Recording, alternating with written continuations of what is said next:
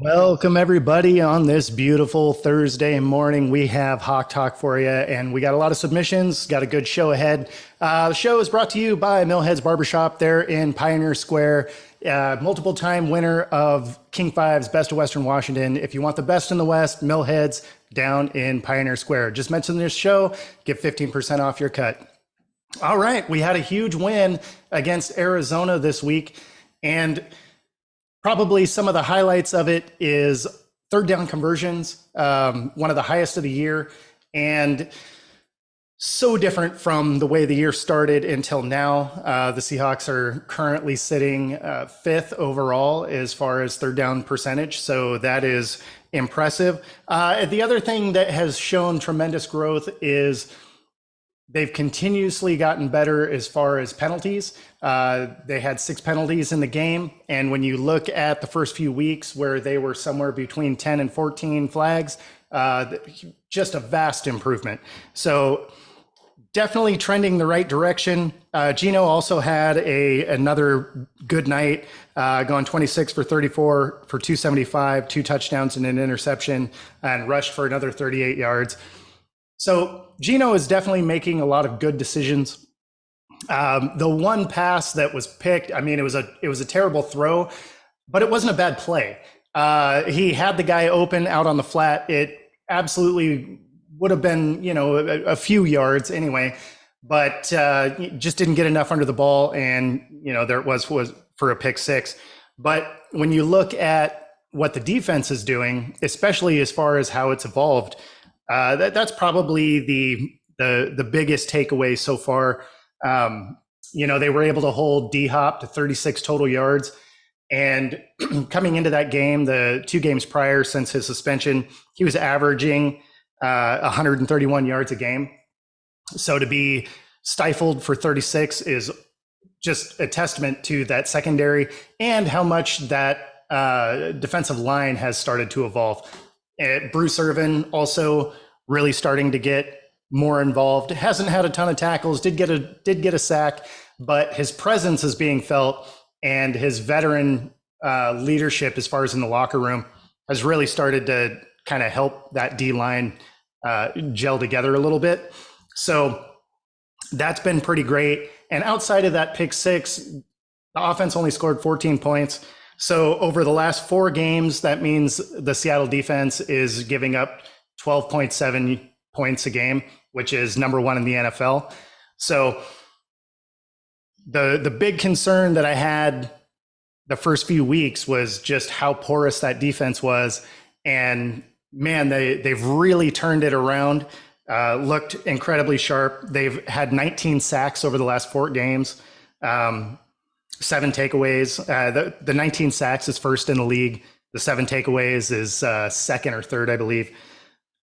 And then they have 16 forced fumbles on the year, which leads the league by 5 fumbles. They've only recovered 10 of them, but still, the defense is incredibly opportunistic. So it just, again, leaps and bounds from where they started at the beginning of the year when you saw the Lions just running up and down the field on them. It definitely just insane improvement. The other thing that's been really nice as far as the offense is concerned is the ability to use tight ends effectively.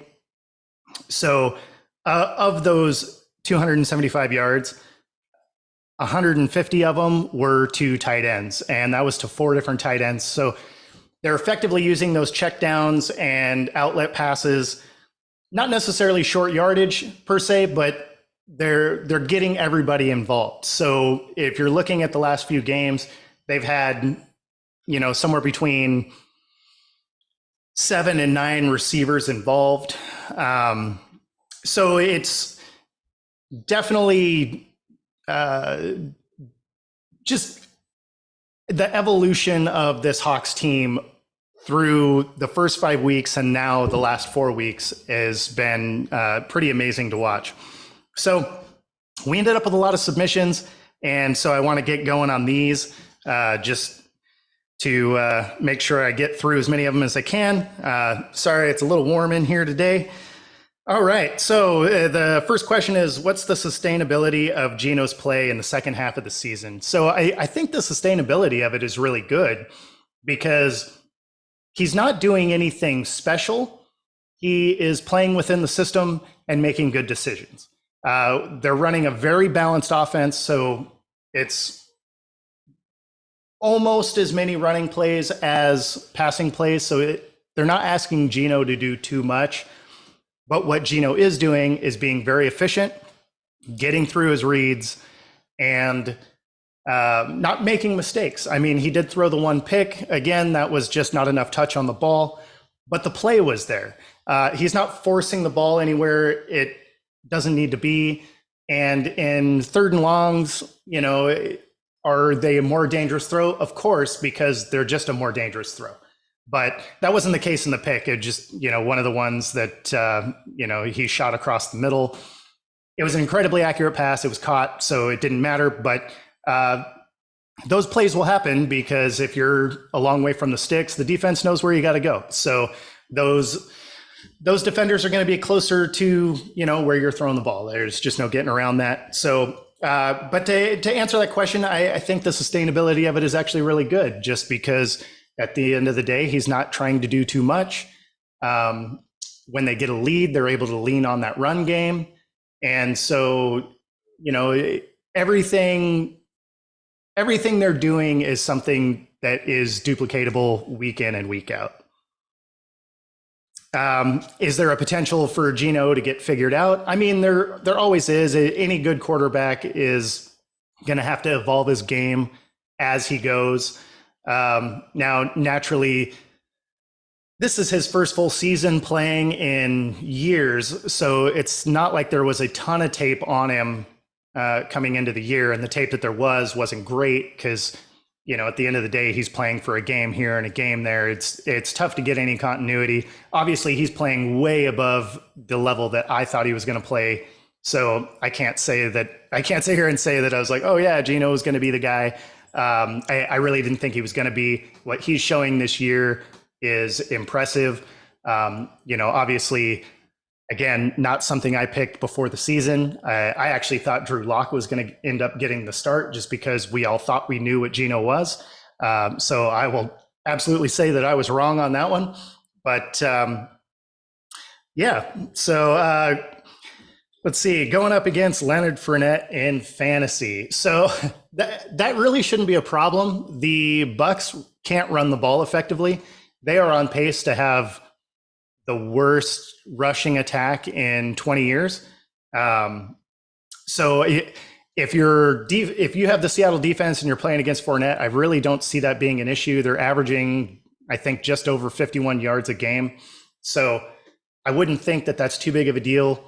I have Seattle winning this game mostly because what Tampa Bay is bad at is the weak spots of Seattle's defense. So they can't effectively run the ball, and Seattle has given up quite a few running yards. And they have really inconsistent play from the tight ends.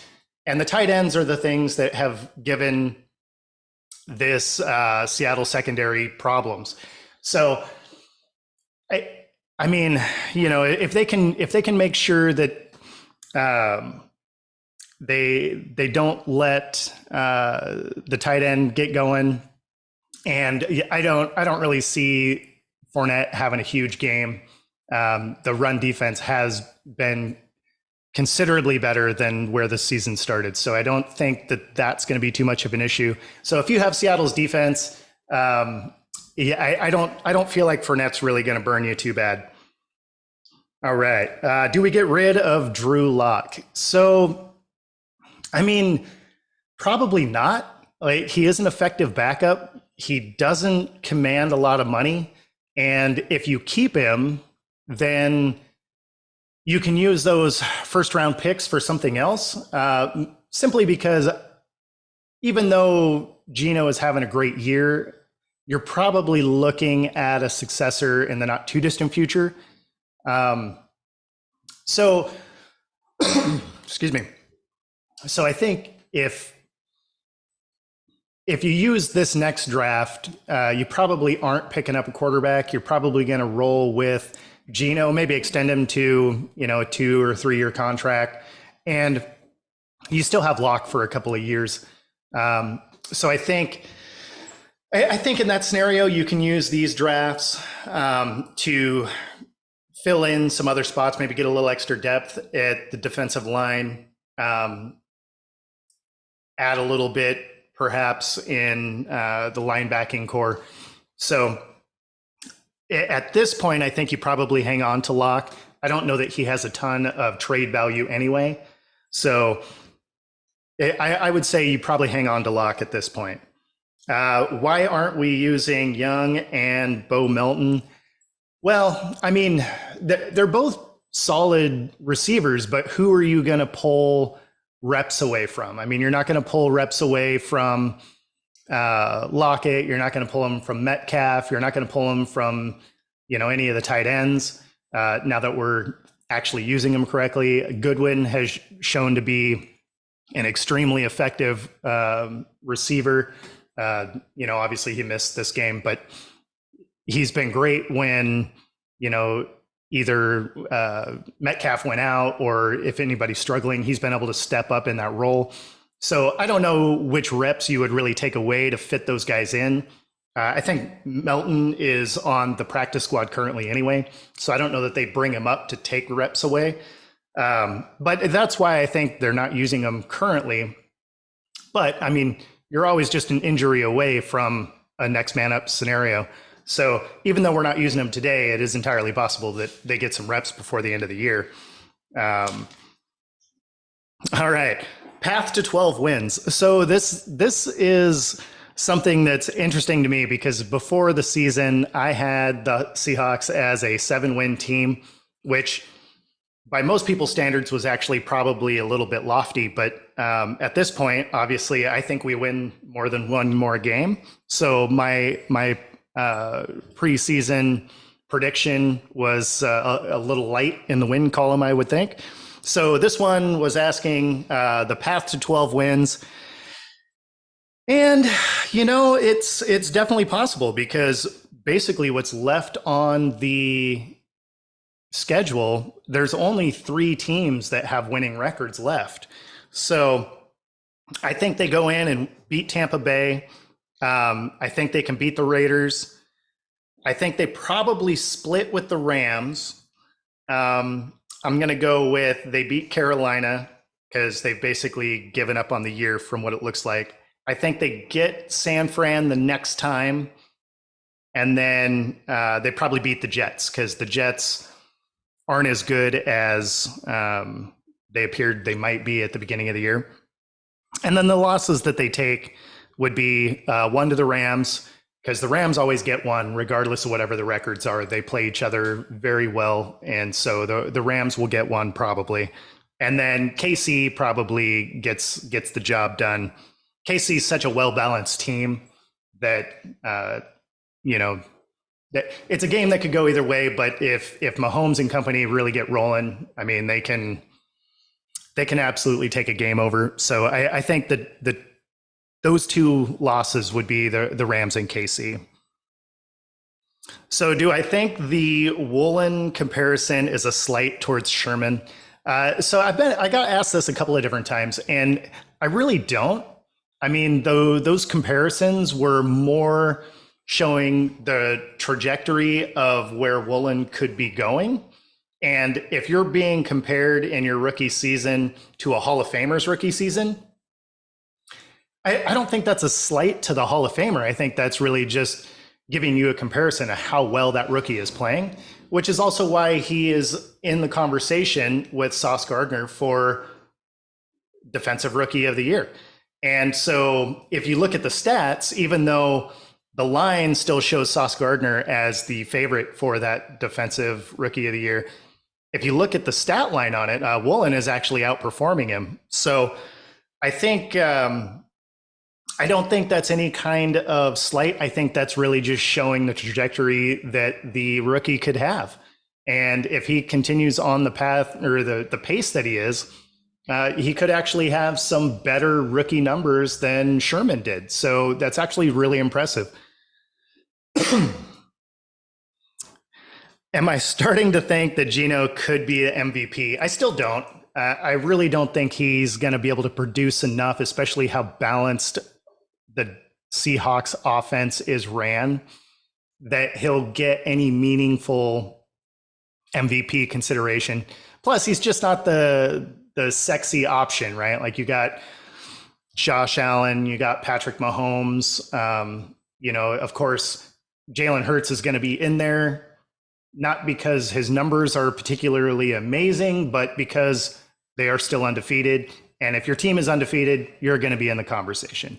So I think that he may actually steal a couple of votes, but I don't think he's a real legitimate threat to win the MVP. That being said, what he's doing has been awesome. So I think if he wasn't Geno Smith, if his name was Aaron Rodgers or something like that, he'd probably have a little bit more consideration. I still don't think he'd win, but definitely more consideration as far as that's concerned. Excuse me. All right. Pete for Coach of the Year. So he's got a legitimate shot at that. So Brian Dable and Pete Carroll, I think, probably have the most likely path to get that Coach of the Year, just because of where these teams were projected to go and what they've been able to do. I think that they will. I don't know that Pete wins, but he has a legitimate shot at it. And I think you can make a case for really like 4 different guys this year that would all make sense. And Pete Carroll's going to be right there. So you kind of hope that he makes it as a Seahawk fan, but I don't know if he quite gets there. But being as they were expected to be a 2 or 3 win team by most metrics, he definitely has a strong consideration for it. Oh man, excuse me. Let's see. All right, this one isn't for the Hawks, but in the division, with 2 coaches already being fired, is Kingsbury next? So there's a real shot, especially if they go up against the Rams and the Niners next. If they lose both those games, then they are severely underperforming from where they should be. So I think that Kingsbury's probably on if they lose these next 2, they probably are going to have some coaching changes, just because the amount of talent that's on the team compared to what it is they're actually producing on the field. Obviously, Murray has his new contract, so he's there no matter how it goes down. So yeah, no, I think Kingsbury probably starts to get on a hot seat if they lose a couple more of these games, especially these immediate in-divisional games. Let's see. Okay. Geno is being mentioned for Comeback Player of the Year with CMC, Derrick Henry, and of course Saquon. I really don't think that he should be considered for comeback. I think that even though that it's not really defined as what the Comeback Player of the Year is, you always assume that it's going to be from an injury or something like that. And, like I said before, he's not really coming back from anything other than just a lack of opportunity. So if I were to do the voting, or if I had a vote, I would probably go with Saquon, just because he's carrying that Giants offense, really. So he would probably get my vote. Where I think Geno would win easily would be most improved player of the year. I don't know that you can even make an argument for anybody else. Like I think he walks away with that, award. So do I think he's comeback player of the year? No, because he's not really coming back from anything. But is he most improved based on all the tape we've had on him? Hands down, like there's no question. So that's kind of where I think that goes.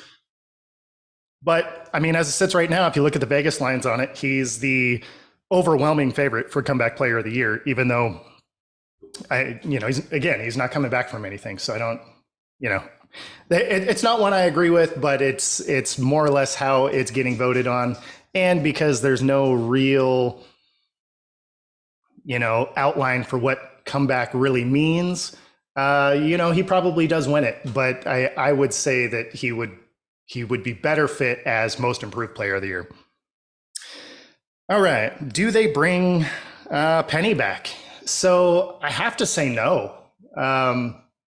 He hasn't played a full season in his entire career. They picked up his fifth option, but that's after this year. So he's going to be looking for a contract after this. Outside of his rookie year where he had 14 games, he hasn't played more than 10. And if you add the last 3 seasons together, he has 18 total starts. So even though I really like the way he plays, the intensity, unfortunately, he's just really injury prone. And with how well Walker is playing and how good DJ Dallas is as far as just a change of pace back, I don't see you bringing him back. And again, it's unfortunate. You feel bad for the guy because, again, he's got talent. He's fast. He's elusive. But your best ability is availability, and he just hasn't been. So I think after this season, the Seahawks end up parting ways. The thing that's really disappointing about it is I don't know that anybody picks him up. So unfortunately for him, just injury-wise, these 5 years, that could be his entire NFL career. So I wish him the best of luck, but I'm guessing that the Seahawks move on after this season. Okay, so this is one of the more ridiculous things that's happening this week. What do I think about the wristband thing between Pete and Russ?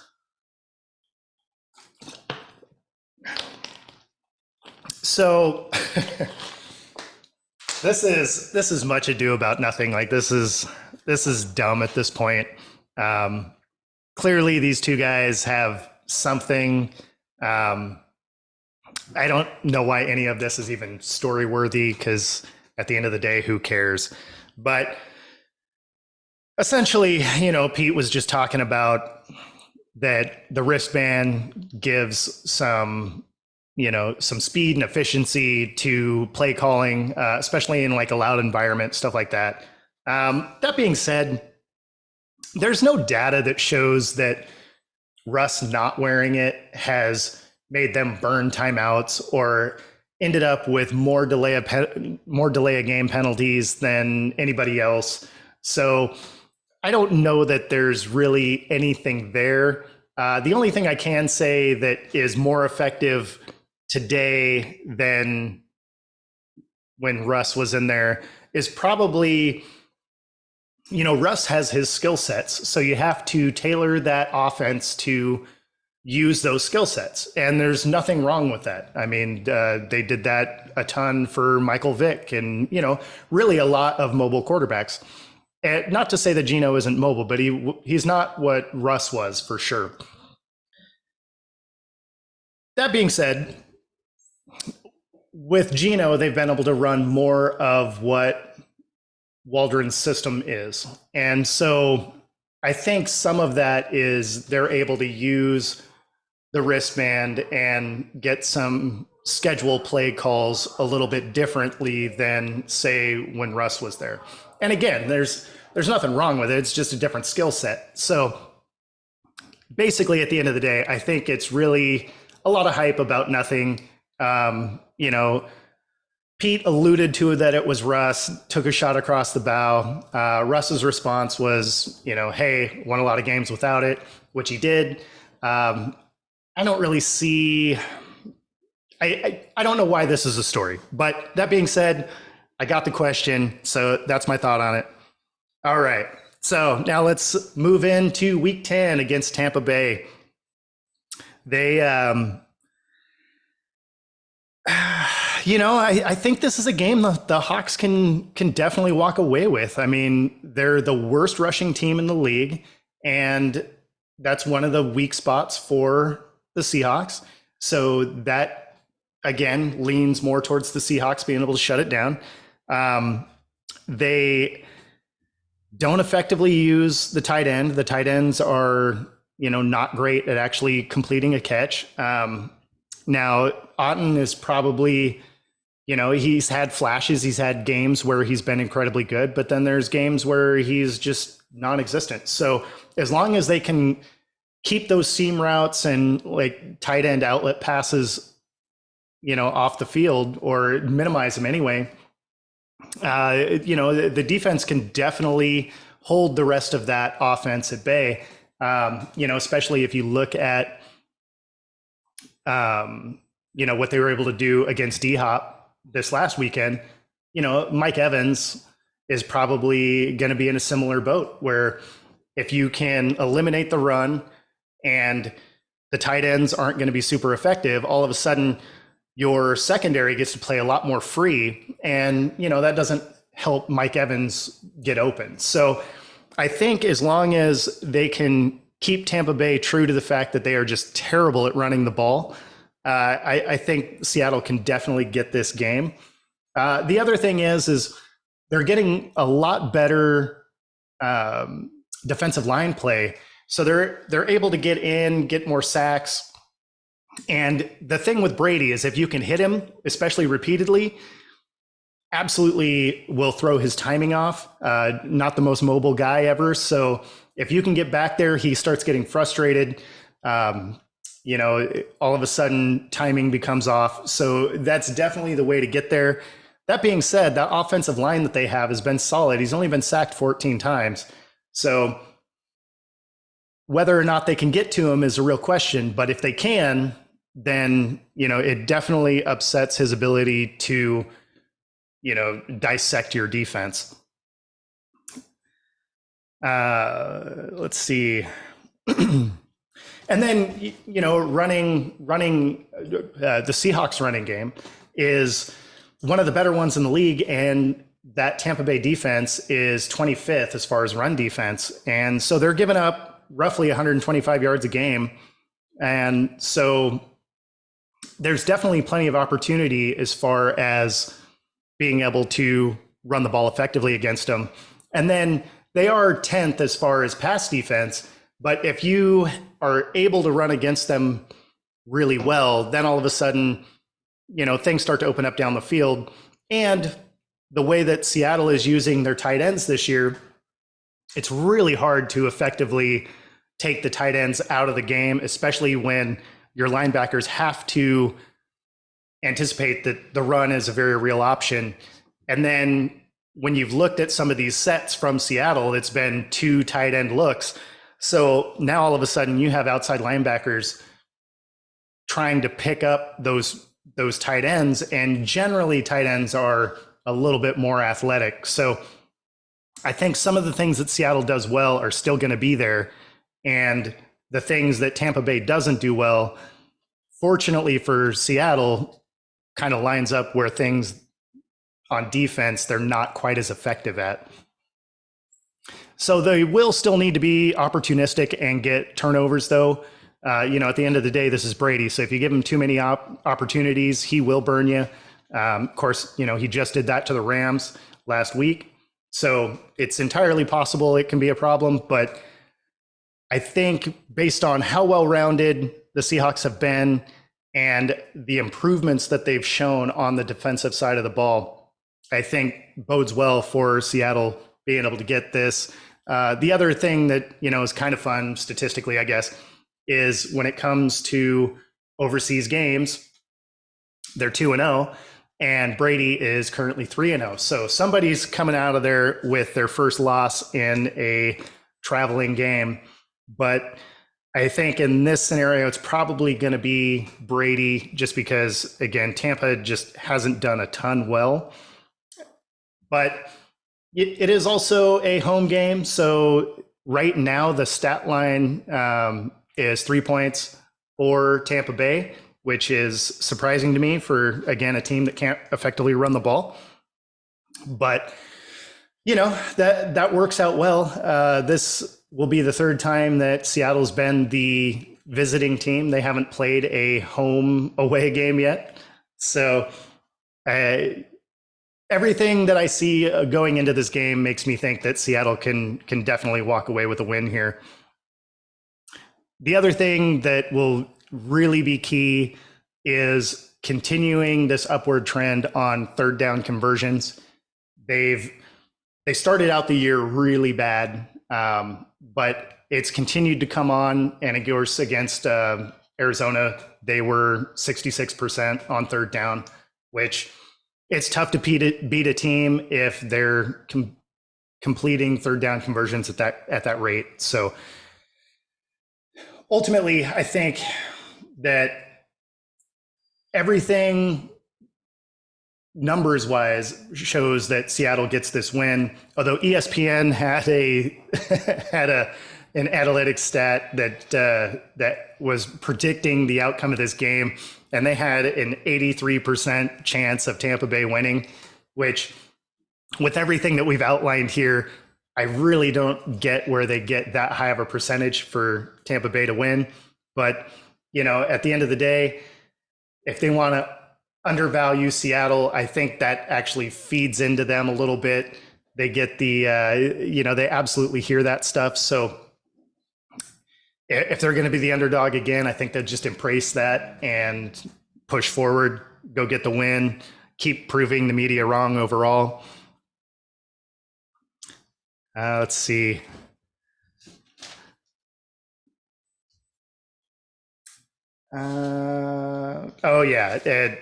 So one of the questions I saved just because it sort of goes into the analysis against Tampa Bay, and the question was game plan for Brady.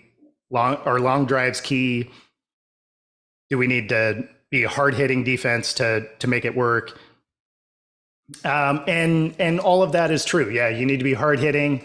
You need to make sure that you're getting to Brady, because if you give Brady time, he could go out there with some peewee guys and probably pick you apart. So always the key to Brady is beating him up all day. So that one I saved to the end because it more or less is just how I'm laying out what's necessary to win here in week 10 in Munich. So other than that, that'll wrap up our Hawk Talk. Like, subscribe, send me questions each week. I try to answer as many of them as I can. So again, like, subscribe, check out some of our other shows.